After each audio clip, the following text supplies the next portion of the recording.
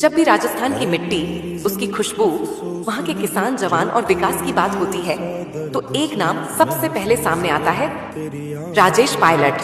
मैं राजेश पायलट, जो लोकसभा का सदस्य निर्वाचित हुआ हूँ, ईश्वर की शपथ लेता हूँ कि मैं विधि द्वारा स्थापित भारत के संविधान के प्रति सच्ची श्रद्धा और एक ऐसा नेता जो दिल्ली की सत्ता में बैठा लेकिन जड़ों से जुड़ा रहा, एक ऐसा इंसान जिसकी आखिरी सांस तक आवाज थी, जय जवान जय किसान। छोटे से गांव में जन्मे, खेत की मेड़ों पर दौड़ते हुए, बैलगाड़ी की लकड़ी से खेलते हुए जिनके सपने आकार लेने लगे, पर ये आम सपने नहीं थे।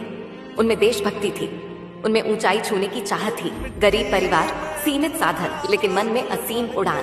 पहले उन्होंने भारतीय वायुसेना, इंडियन एयरफोर्स ज्वाइन की। 1971 की जंग में उन्होंने दुश्मन के इलाके में घुसकर शौर्य दिखाया, पर उन्हें सिर्फ आसमान जीतना नहीं था, उन्हें जमीन की लड़ाई भी लड़नी थी। देश के किसानों की पीड़ा, युवाओं की बेरोजगारी और गांवों की उपेक्षा उन्हें चैन से बैठने नहीं देती थी। कांग्रेस पार्टी को जब ऐसे चेहरों की तलाश थी जो भारत को भविष्य दे सके, तब उनका ध्यान राजेश पायलट पर गया। 1980 में वे कांग्रेस पार्टी से लोकसभा चुनाव जीते और फिर कभी पीछे मुड़कर नहीं देखा।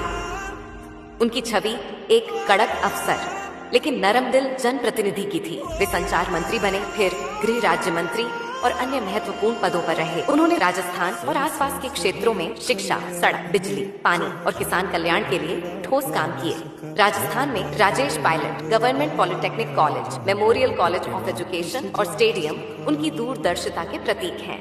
उन्होंने किसानों की आवाज को ताकत दी, राजमार्गों का विस्तार कराया, गांव-गांव बिजली पहुंचाई, पेयजल और आवास योजनाओं को गति दी। और फिर 11 जून साल 2000 में एक सड़क हादसे में देश का ये लाल हमसे जुदा हो गया। जब उनका पार्थिव शरीर दिल्ली एयरपोर्ट लाया गया तो सिर्फ भीड़ नहीं, जनसमूह उमड़ा और वो हमेशा के लिए अमर हो गए। आज सचिन पायलट सिर्फ एक नेता नहीं, बल्कि उस परंपरा के सूत्रधार है जिसने खेत में हल चलाया और संसद में जनमानस की आवाज उठाई।